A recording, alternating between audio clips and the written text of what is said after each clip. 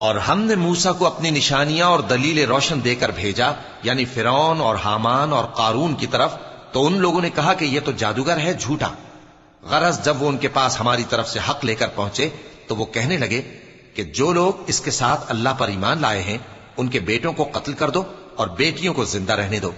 اور کافروں کی تدبیریں بے ٹھکانے ہوتی ہیں، اور فرعون بولا کہ مجھے چھوڑو کہ موسیٰ کو قتل کر دوں اور وہ اپنے پروردگار کو بلا لے، مجھے ڈر ہے کہ وہ کہیں تمہارے دین کو نہ بدل دے یا ملک میں فساد نہ پیدا کر دے۔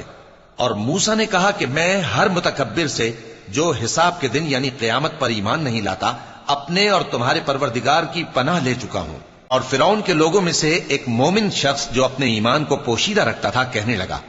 کیا تم ایسے شخص کو قتل کرنا چاہتے ہو جو کہتا ہے کہ میرا پروردگار اللہ ہے اور وہ تمہارے پاس تمہارے پروردگار کی طرف سے نشانیاں بھی لے کر آیا ہے؟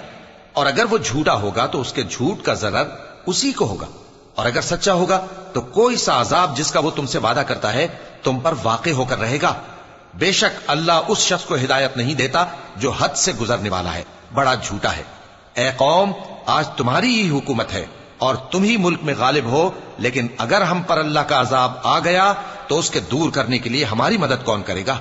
فرعون نے کہا کہ میں تمہیں وہی بات سجھاتا ہوں جو مجھے سوجھی ہے، اور وہی راہ بتاتا ہوں جس میں بھلائی ہے۔